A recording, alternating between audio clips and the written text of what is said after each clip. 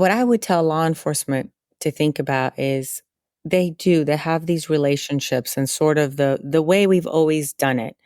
And this is what we've always done, so we'll do it this way again, and we'll try that first. And, we have relationships with these particular vendors and products and laboratories or whatever it may be. And so we're going to keep doing the same thing we've always done and hope for a better outcome, I guess, or hope for a different outcome.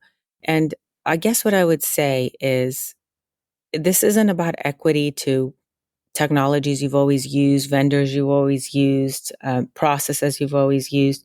It's about equity to victims and their families. And if there is a better way to solve a case, then that way should be used first. In medicine, that's required. If tomorrow there's a new cancer drug that comes out on the market and it works 90% of the time, and the drug that was out there before worked 70% of the time for a certain type of cancer, doctors would be required to use that chemotherapy first. And if they didn't, it would be malpractice. That's Kristen Mittelman, the co-founder of Othram, a company that uses DNA to identify victims, perpetrators, and unidentified people. This is the Silver Linings Handbook podcast. I'm Jayson Blair.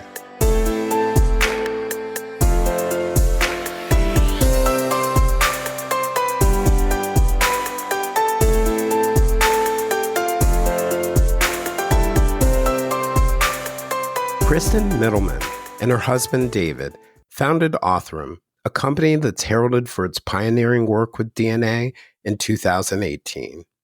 Kristen currently serves as Othram's Chief Business Development Officer, where she oversees the company's efforts to expand the use of its services among those attempting to identify victims, perpetrators, and the unidentified who have died.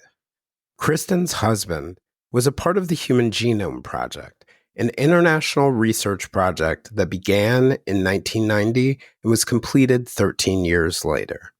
It had the goal of identifying the base pairs, the double-stranded nucleic acids made of two nucleobases that are bound together and form the building blocks of the DNA double helix.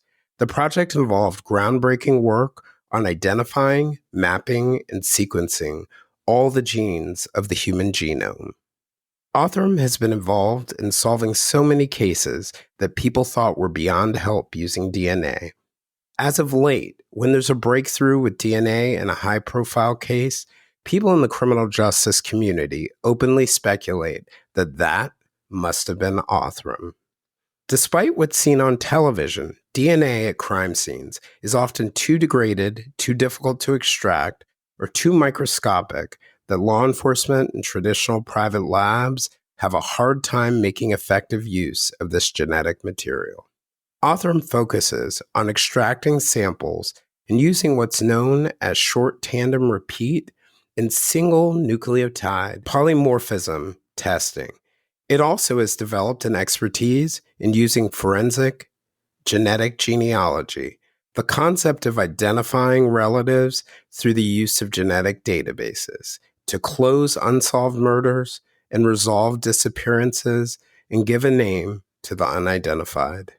It's not an understatement to say that Othram, which is based in Woodlands, Texas, a suburb of Houston, has revolutionized cold case resolution.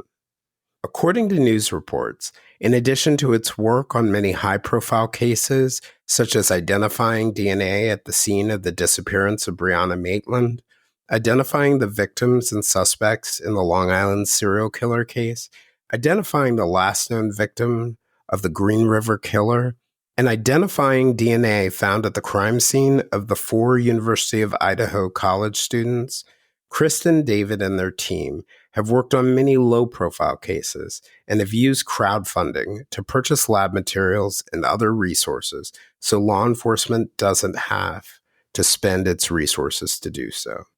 Kristen is a graduate of Baylor University, where she obtained a bachelor's degree in biochemistry and molecular biology, and she's also a graduate of Baylor College of Medicine, where she earned a doctorate in biochemistry and molecular biology.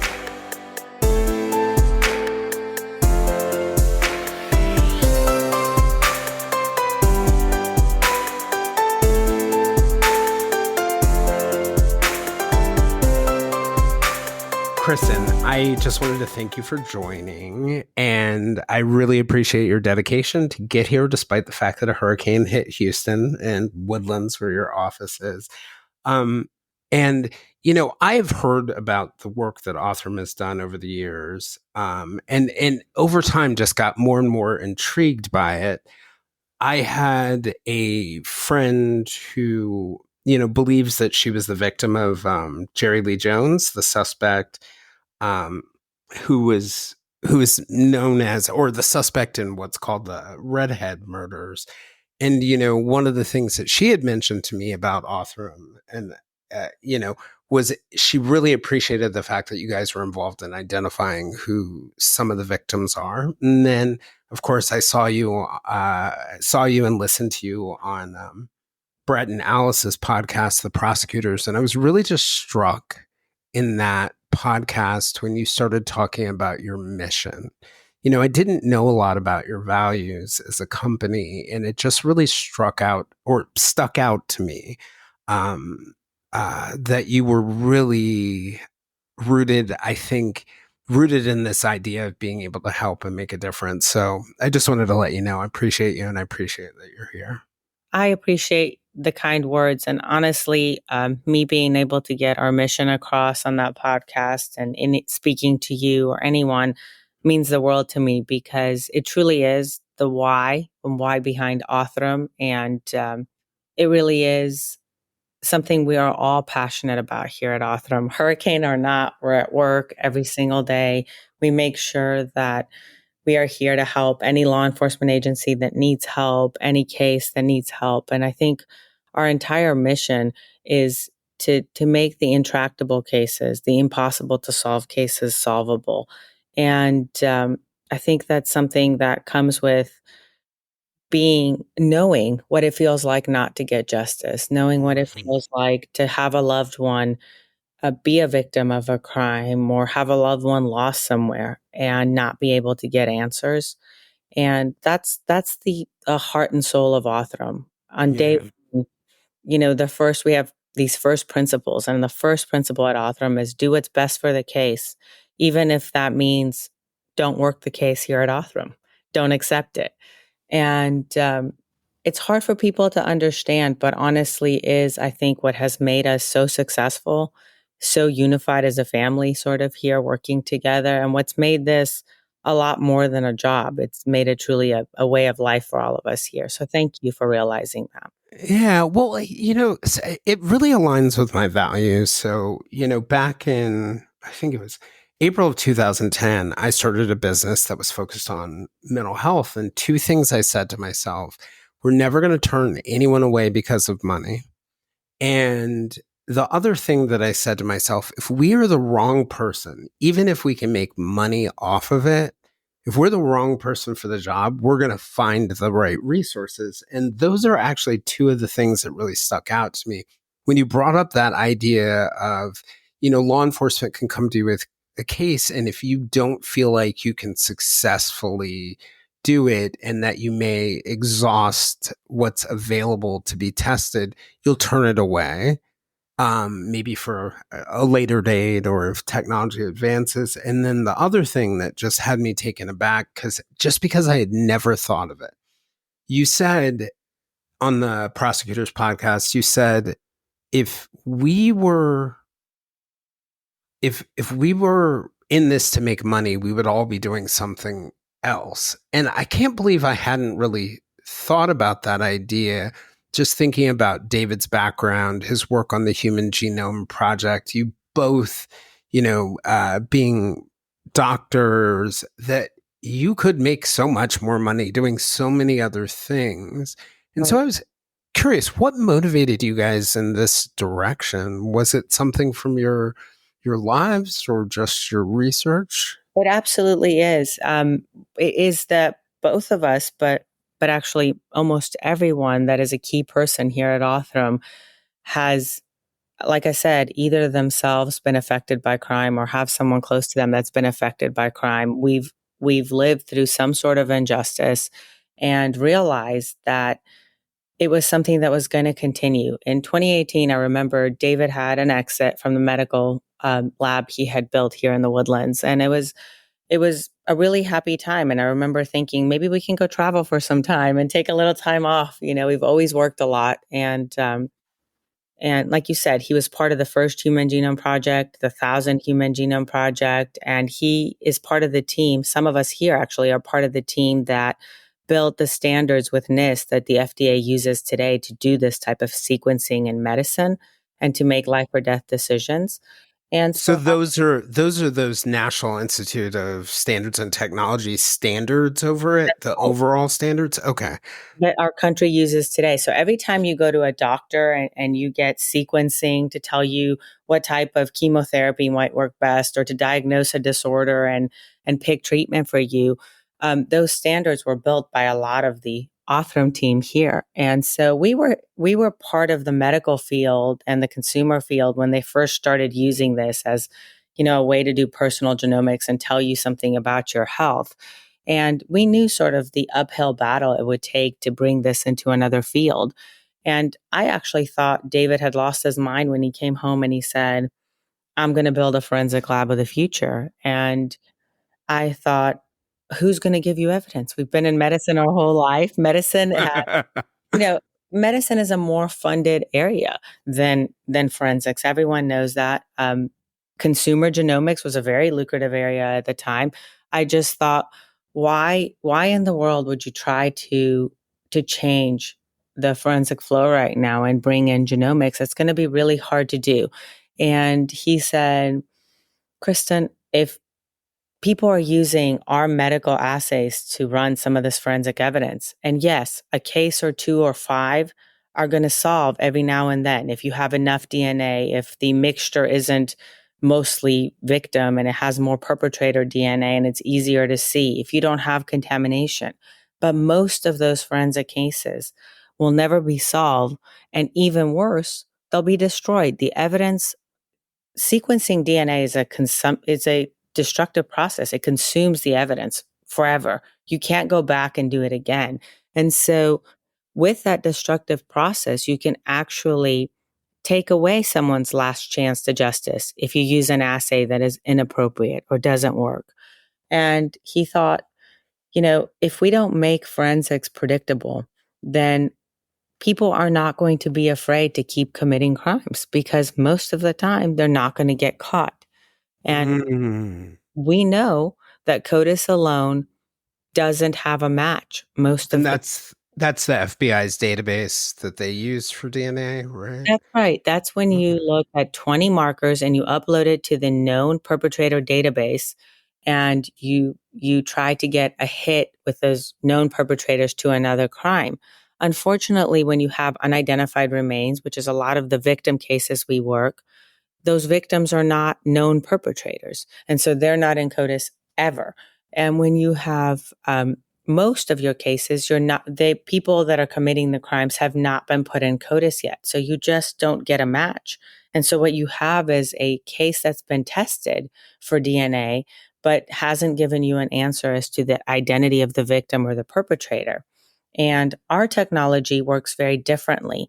It builds these DNA profiles that has hundreds and hundreds of thousands of markers so that you can upload it to a genealogical database consented for law enforcement use and get really distant relationships that allow you to work back and figure out someone's identity without having someone specific in a database. Is the idea there, and I think there are a lot of misconceptions both about like the breadth of what's in CODIS and the number of markers that it can hit upon.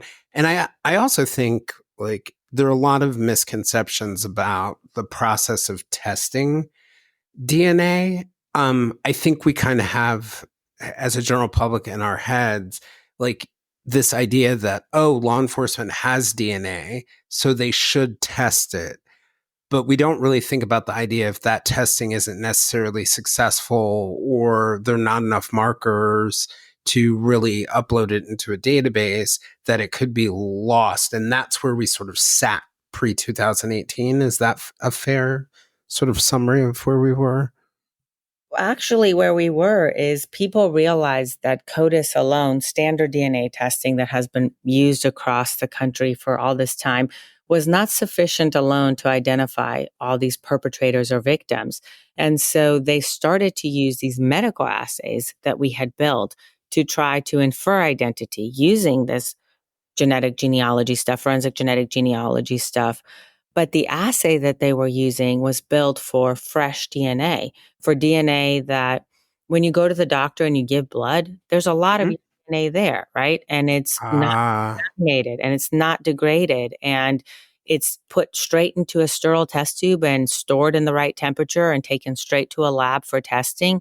And so those assays are purpose built for really great DNA. But when you get DNA from a crime scene, you're looking at mixtures between perpetrators and victims. You're looking at contamination from bacteria. You're looking at contamination from animals, plants, anything that might have been out there, exposure to the elements, all of the things that don't exist in medical samples.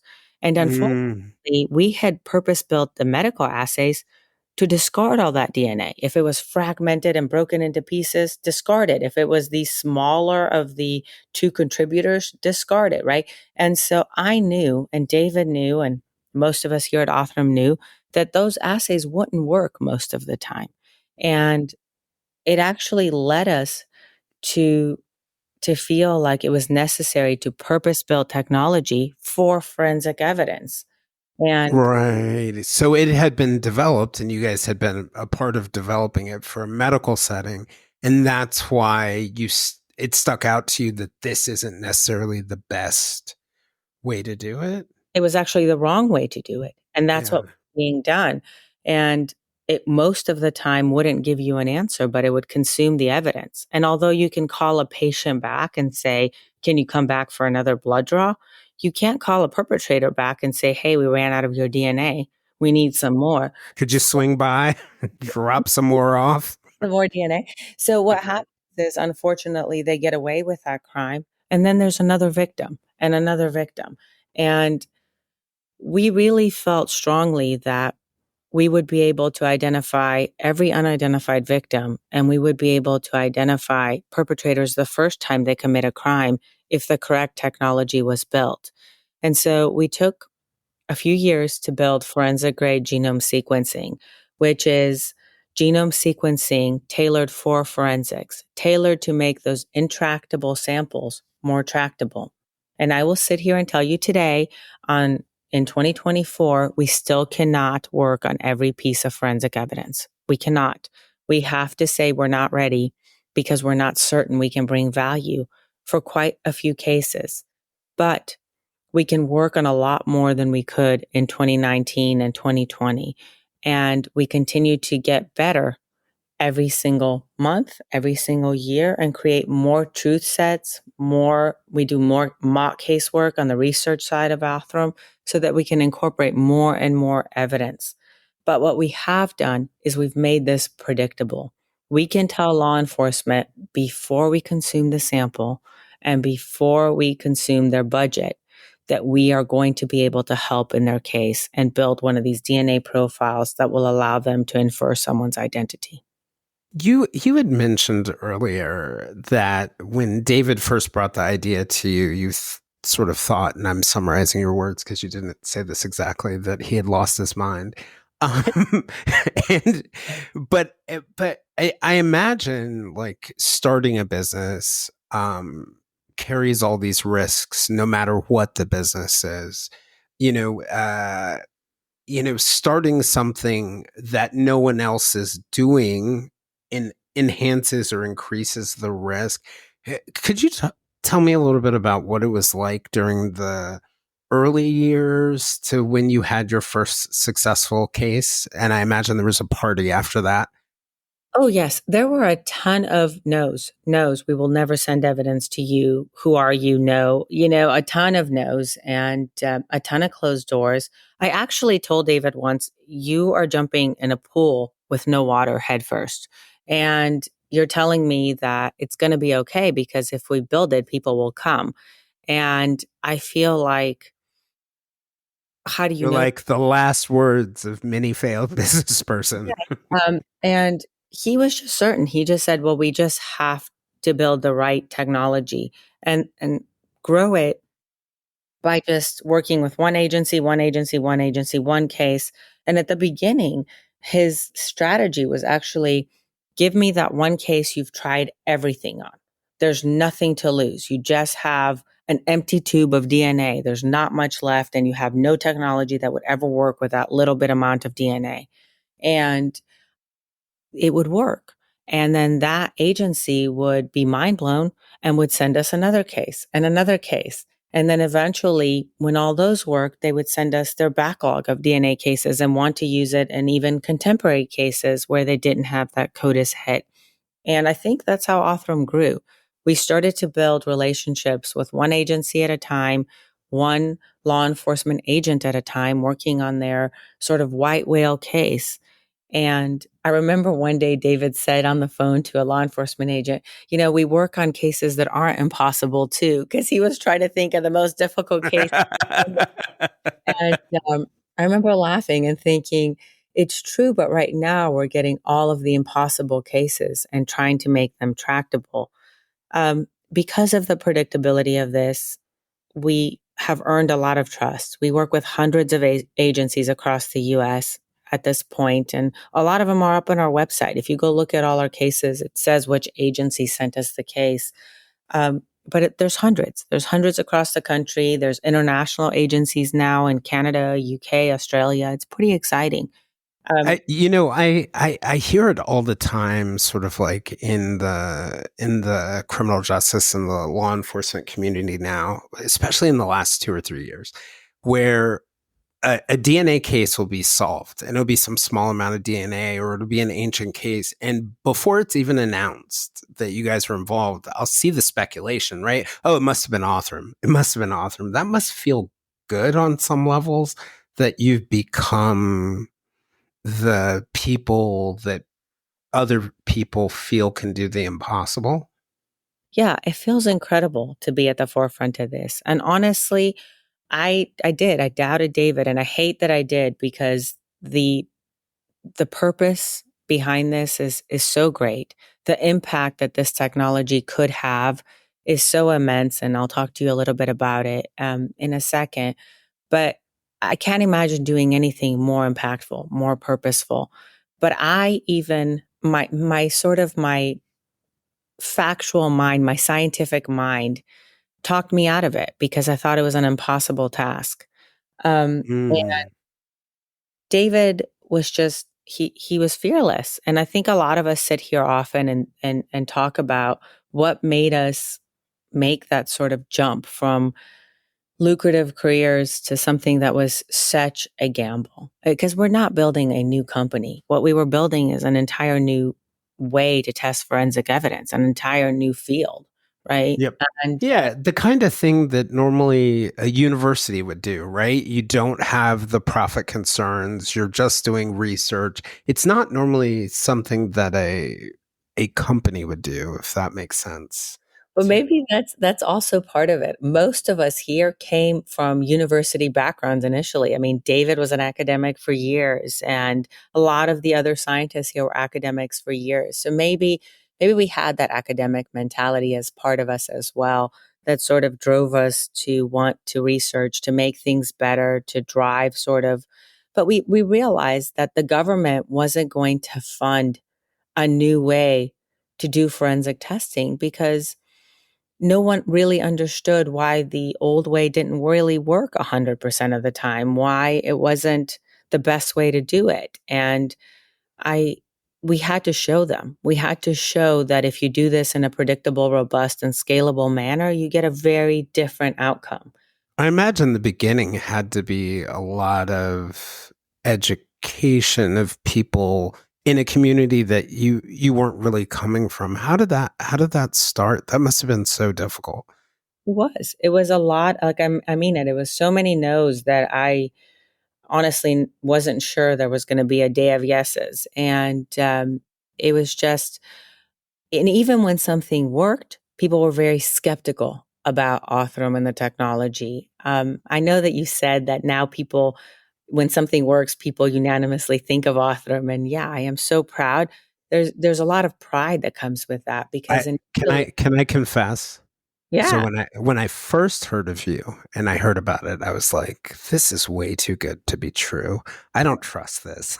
And that was my initial reaction. I was like, yeah. In a couple of years, we're going to find out that they're actually Theranos.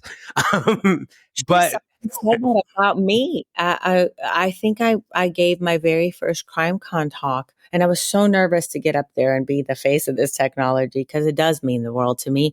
And someone said, "Oh my gosh, she's like the next Theranos," and I felt so bad when I saw that review, and I thought to mm, myself, I get it.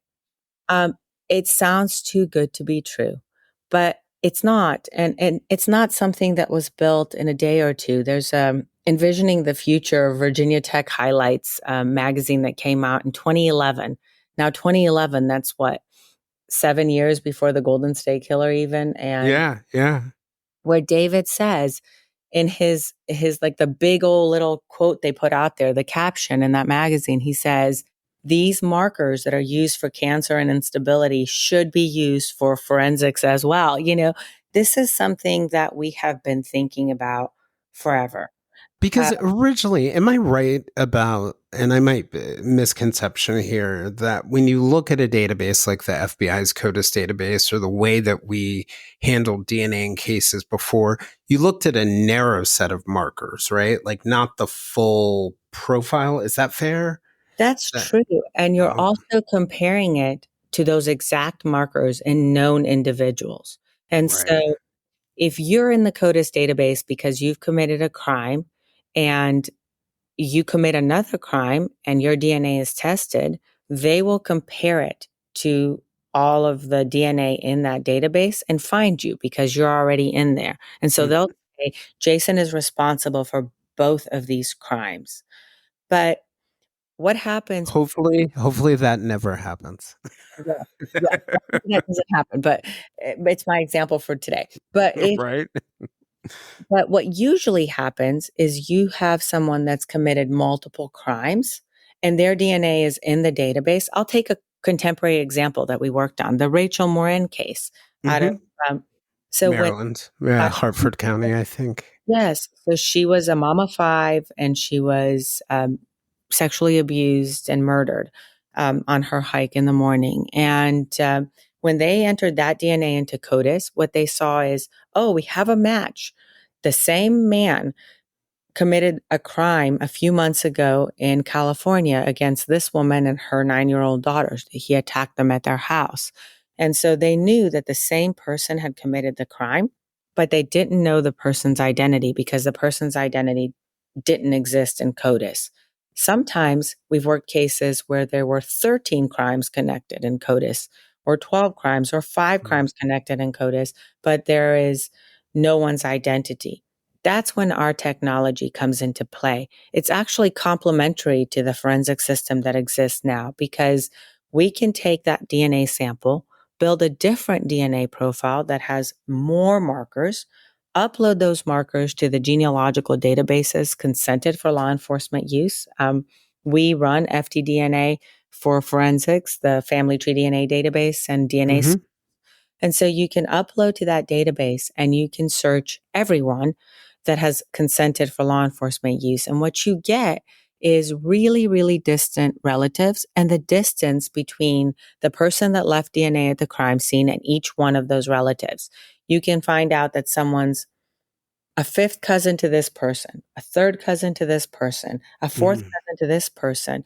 And so it's like a little sonar, and your puzzle piece can only fit into one family unit and one generation. And And it's just putting those pieces together in a way that we couldn't normally, because I was thinking of two things as you were talking. Because I've heard of a lot of cases where, let's say, there's a blood sample, but it's so small that you can't get enough of the markers that you need for CODIS. Like, and just taking this as a hypothetical, you may be able to build a broader profile because you're looking at many more markers. And make a connection that couldn't ever be made in CODIS. Is that fair? 100%. Okay. Coding was there to confirm identity. We are there to infer identity. Got it. Got it. And so I guess the second leg of that is really sort of the expertise in doing the genealogical analysis. You guys do that as well. You've become experts in that. Is that a fair? Yes, we have. I think we have the largest private forensic genetic genealogy team in the country, and they are people that have worked, thousands of these cases now, and they work really hard at doing this. We also have built software to help our genealogy be more efficient and more effective, and that's why you see the volume that you see coming out of Othram. So you've been able to advance it, so it's less of a manual process to analyze it, which allows you to be more efficient and move faster. Which I imagine, in some ways, probably gives, in thinking about your mission and what you're talking about, the speed of being able to do it probably gives you comfort because the faster you can do it, maybe the fewer victims there might be. That's exactly right. There's a huge difference. In fact, I'm working on legislation where everyone is required to collect metrics as to what technology are you using, how efficient is it, are you identifying someone at the end of it, and how fast are you identifying someone? And I was asked once, why do you care about the speed? And the answer is, if there's an active perpetrator out there, if you catch them in 7 days versus 7 years, how many victims did you save? Right. Right. And there are victims that, or about to be victims, that were being stalked by serial killers and serial rapists that we have identified here at Othram. And I'm sure these stories will eventually be public in public domain, but we let law enforcement do that, where law enforcement knew by their GPS location and their cell phone um, trackers that these people were staking that next victim. And those victims have gone home to have normal lives, have, holiday Wow. families, and never even know that they would have. Never knew they were gonna be victims. Wow. And that That to me is amazing. That must be so rewarding. Like just the sitting back and thinking about that kind of gives me the chills. The idea that, somebody could be targeting one of my loved ones or somebody I care deeply about, but because they've been caught by your technology that in 2017 didn't exist or 2016, that you actually save the life of someone I care about just causes me to pause and think about how amazing that is. One of the things that I was curious about in thinking about your approach, it being very different, I think, from a lot of businesses where your traditional approach would be like, hoard our approach to doing this, don't talk about it much, become the sort of like miracle people, but don't let the industry change because, you're driven by a profit motive.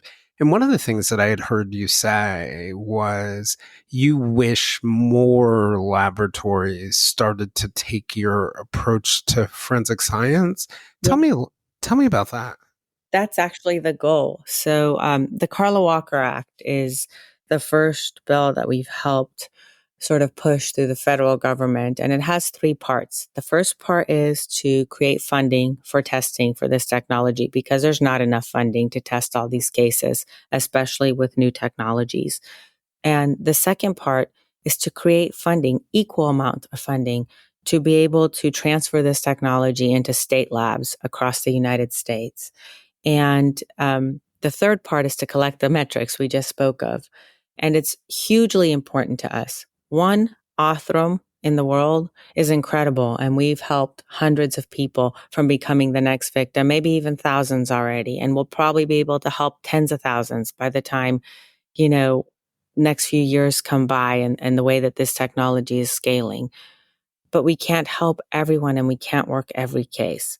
And if there were thousands of Othrams, if every state lab in this country used the right technology the first time and identified these perpetrators quicker, identified them the first time they committed a crime, we would help put serial crime to extinction.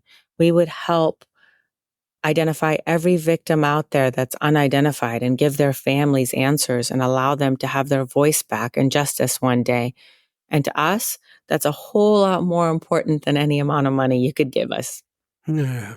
How do you, I'm curious about another piece that I had noticed, DNA solves, and I've seen these posts where someone will post a link to a case on DNA solves, and I know you guys are the driving force behind the work there, where they'll be crowdfunding money. Mhm. I've noticed never a ridiculous amount of money, but for lab supplies and other things like that. And I'm curious, where did the idea of crowdfunding come from? And is that to sort of like support law enforcement who may not have the resources to pay for all those things? Yes, exactly. And it's another idea David came up with, and I thought he had lost his mind with again. Here, you guys, I'm telling you guys the truth. He is definitely the brains behind this, and I'm always like, this is not going to work. But we were working a case where there was a hiker that had hiked across the country and had met a whole bunch of people along the way. They knew him as mostly harmless. There was no identity, and he ended up dying in his tent. And everyone wanted to know who he was, but no one had any idea. And Nick Thompson, who was at Wired at the time, but he's the CEO of the Atlantic, I think, right now. He actually called David and said, we put out things on this guy. No one has any information on him. Would this technology work? And David said yes. And he said, well, there's a lot of people that are interested. And David went online and he found all these online communities. And David said, you know what? We could probably crowd fund the amount of money it would take to solve these cases. And like you said, it's usually single digit numbers. $7,500 is what it costs to fund one of these cases and do the DNA testing and the genealogy to help bring a lead in. And so that was the first case we crowdfunded.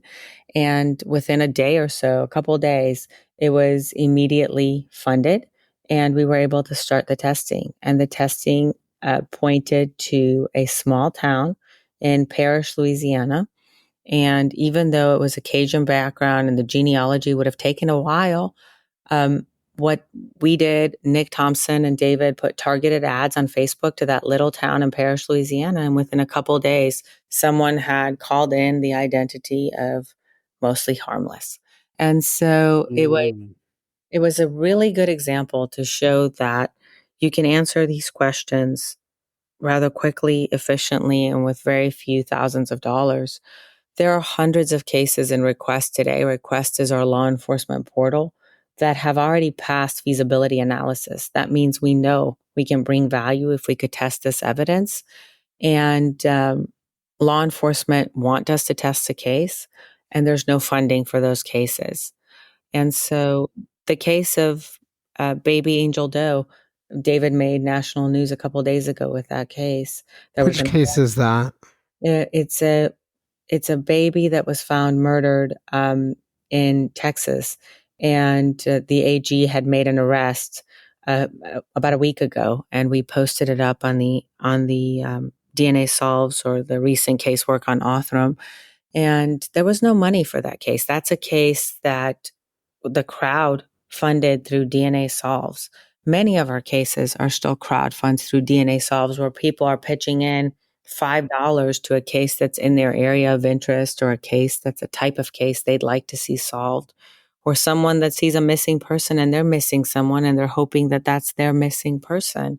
And it's really powerful, but it's a band-aid. It's a band-aid to a much bigger problem. And that is that federal funding needs to be created to be able to test all of these cases.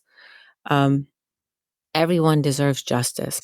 Everyone deserves their name back, and no one should ever go nameless. And this is something that now works, and it works robustly and predictably. So funding for it should be created, in my opinion, and it should be part of the federal government's function. Yeah. One of the other things I was thinking about, like that idea, you guys are not just working cases that, where you're trying to identify a perpetrator, you're working cases where you're trying to identify the unidentified or find clues about the missing, but I, without naming the actual case, but it's a really well known case in the Northeast. And I remember having a conversation with the father in that case, and it was a disappearance case. And he was making the point, and we weren't talking about Othram in the conversation, but later I found out that you guys were involved in it. And he was making the point that there was great comfort for him when the DNA was tested and they found out that they were able to rule someone out. And that was just as important and just as powerful. And it was really interesting because I was talking to the father of the victim and he was making the point that that was really important and that was really powerful, that it plays both it Yeah. plays both roles. It helps the innocent who might be a suspect as well as the law enforcement in trying to bring suspects to justice. Exactly. It reduces uncertainty. There are so many cases we have worked that are not going to ever be posted on DNA Solves because the person we identified or the DNA that we worked was actually not probative to the scene, was not the person that actually committed the crime. And it made sense after that person was identified. But this allowed us to remove that person from the CODIS database. It allows people to get exonerated. There's a case we worked where um, it's in the sort of in the news, but there's someone that has spent 60 years in prison, and we worked on a piece of evidence that showed that that did not belong to him for the 3 homicides that he had been put in prison for, and he's still alive. He's 82 years old, and Oh all wow. is to be exonerated, right? There are so many stories out there, so many stories I can tell you where, like the case you're bringing up, the family just needs answers. I think the most powerful thing about this technology is that it removes uncertainty and it brings truth, unbiased truth to the investigation. Whether or not you have identified the perpetrator, being able to exonerate someone, to remove someone from doubt is just as important because it allows law enforcement to focus on the next lead, on the next person, on the next possible piece of evidence, and it allows the investigation to move forward. When you don't Yeah. have those answers, you're kind of stuck.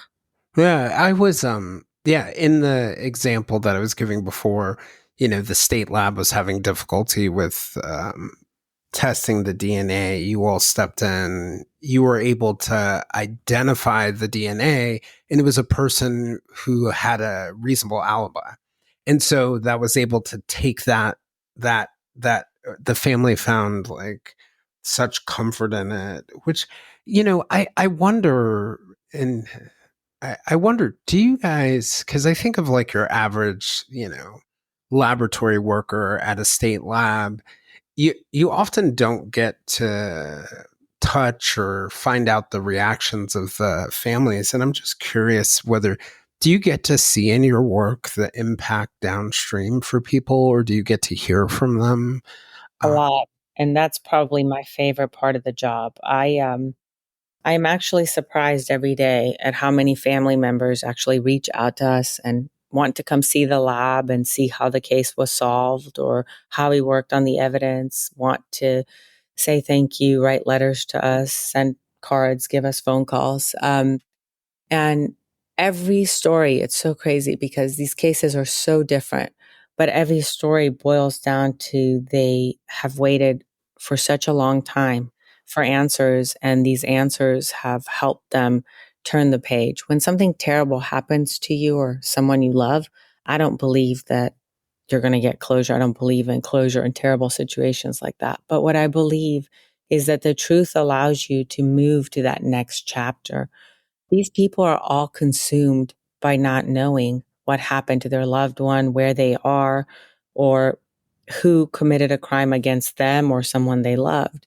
And I've met family members that spent 50 years in the same house, went back to the crime scene every single Saturday night, hoping the perpetrator would come back and relive it and they could confront them. I've met family members that hired detectives with the last little bit of dollars they had, hoping they could find their loved one. Family members that became law enforcement trying to solve their loved one's case. I've met victims that told me they hadn't slept in 30 something years because they didn't feel safe and they finally closed their eyes. And I've met people that were accused of the crime that exiled themselves, that took themselves away from the world because people really believed they could have harmed that person they cared about and loved all of these years, that told me that they have seen the sun for the first time. And it changes you. Just listening to you talk, you know, the way that you're talking about it, you know, you sound like somebody who's walked in the shoes of those people. And I, I, I wanted to ask you, it sounds like you were immensely grateful that you were wrong and David was right on this one. Oh my gosh, you don't even know. And even when I told him it's like jumping in a pool with no water, I prayed and hoped every night that I was wrong and he was right and that he'd make it work. And I knew that if anyone could, it would be this team. I just you know, it seemed almost impossible, and it still seems so surreal to see so much of the law enforcement community embrace this technology rather quickly. I mean, look at the change that we've made in just a few years. In 2019, we announced 5 cases. I think we've announced 5 cases this week already. And so Wow. completely changed the velocity, the volume by which these cases are being worked, the types of cases that are being worked. We've gone from cold cases to contemporary cases. The amount of time it takes for a law enforcement agency to flip something over to this kind of technology, it's all changed so quickly. So was And it the idea with law enforcement that they trusted you at first with the cold cases? Because, what the heck, we've exhausted it. But now they're coming to you for like the live cases. that's exactly right. At first, it was here's the case that there's no other hope for that case because there are no leads, there is no way to work it. Now, same law enforcement agents that trust us with those cold cases and they've been solved come back and say, look, we put it in CODIS. This person's not there. They're a repeat offender. Before they do it again, help us find them. Give us a lead. They're going to this technology first to get those leads rather than shifting through the, 20,000 leads they might get from the public or whatever tips they may have or eyewitnesses. They're trusting this technology first. And I mean, we've changed. The speed of this technology has changed. Initially, it would take us 6 to 8 weeks to build one of these profiles. Now, because we have all of these thousands of solved cases that we use as standards or truth sets, we can build Mm. profiles in a day or two. So it makes a huge difference in how quickly we can help law enforcement identify a perpetrator as well. Like the way that you describe it, it's almost like you're more than a laboratory on some levels. And I wonder whether other labs can learn from this, but like you're really the combination of a laboratory and an investigative support function, right? Like in terms of being able to take it to that next space of the genealogy piece of it. And I'm just curious in thinking about that. Like, what do you hope for the future of sort of forensic DNA work or forensic work more generally, laboratories, law enforcement agencies? Yeah, we actually are not just a laboratory. In fact, our value, although we've built new laboratory methods, was never to be a laboratory. We had to build a laboratory as a showcase to show that if you did it differently, it would work.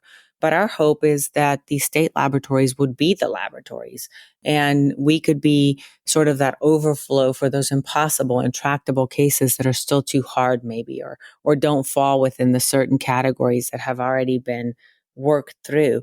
But what we really have tried to build is a system, a software system, from the time you enter that law enforcement portal all the way through the reports that are being generated here at Othram that you can take directly to court as a packet and take them into legislation and help get someone convicted for a crime. all of that so that law enforcement can very quickly use this as a tool, a different kind of tool in their toolbox that I think was missing before. And my hope, my hope is that this tool is readily accessible and funded by our government and even required. If you have DNA in a case and you have an unidentified victim or a perpetrator that isn't in CODIS, then you should immediately flip to this technology and you should immediately infer identity and help get that perpetrator off the street before the next crime and help give that victim their voice back and justice. I wanted to just give you a chance for any closing thoughts. And one of the things that sort of struck me is this idea of getting law enforcement agencies to um, think of things in a new way. And like, if you've been around the criminal justice system, they're usually like 20 years behind everything, or a government agency. And I'm in terms of sort of like the mindset of people, and feel free to share anything you want as closing thoughts. I almost feel like in listening to you that a mindset shift about what is possible and how, not just what is possible in terms of DNA, but also genetic genealogy, and also in terms of like funding and resources and an assortment of other things, that if there's sort of like a mindset shift like David had when he originally came up with the idea, that may move us forward. But go ahead. Any closing thoughts that you have? I do. You know, I feel what I would tell law enforcement to think about is they have these relationships and sort of the way we've always done it. And this is what we've always done, so we'll do it this way again and we'll try that first. And we have relationships with these particular vendors and products and laboratories or whatever it may be. And so we're going to keep doing the same thing we've always done and hope for a better outcome, I guess, or hope for a different outcome. And I guess what I would say is this isn't about equity to technologies you've always used, vendors you've always used, processes you've always used. It's about equity to victims and their families. And if there is a better way to solve a case, then that way should be used first. In medicine, that's required. If tomorrow there's a new cancer drug that comes out on the market and it works 90% of the time, and the drug that was out there before worked 70% of the time for a certain type of cancer, doctors would be required to use that Right. chemotherapy first. And if they didn't, it would be malpractice. I would like law enforcement to start thinking about the technologies and the methods that they use to solve cases in that way. How many times has that method solved my case? How many times has that method reduced the uncertainty in an investigation? And maybe we should try this new method that has this much higher success rate and see and compare. And once they do use it, then maybe go to that first rather than trying everything else first and then going to that. Because if you can shift to using the right tool quicker, and DNA testing is not always the right tool. I'm not saying that our technology is always the solution, but if you can think of your toolbox the way a doctor does, here are all the treatments and drugs that I have access to, and here are the percentages of efficiency, and I'm going to go for the most effective one because that's what I'm told to do. If you can think of your toolbox that way in law enforcement rather than this is how we've always done it, then I think we can progress much faster and solve a lot of more cases much faster and give these victims and their families answers quicker. Yeah. And have like a powerful positive impact on the world on so many levels. Well, I wanted to just thank you, Kristen, for taking the time. I know you're busy and I know you have a hurricane to deal with, but for taking the time to come and talk about this, because I think these are just such important issues to, bringing justice to so many different people, whether you are somebody who is under a cloud of suspicion or you're innocent or you are a victim who's looking for, and you were dead right, like there isn't closure in these kinds of things, but looking for some kind of answers. So thanks again for the work that you're doing and also taking the time to talk about it. Thank you so much for having me on. Honestly, we're amazing at DNA work and helping resolve some of these cases, and not very amazing at getting our voices out there to everyone. And so I appreciate you giving me this platform. Absolutely. Absolutely. If you want to help fund a case or contribute your DNA, your support can help solve crimes, enable the identification of John and Jane Does, and bring closure to families. You can go to dnasolves.com. If you'd like to join us and our listeners for more discussions, we can be found on most social media platforms, including a listener-driven Facebook group called the Silver Linings Fireside Chat. For deeper conversations with our guests and live conversations with other listeners, you can also join us on our Patreon at www.patreon.com/The Silver Linings Handbook. I'm Jayson Blair. This is the Silver Linings Handbook podcast. We'll see you all again next week.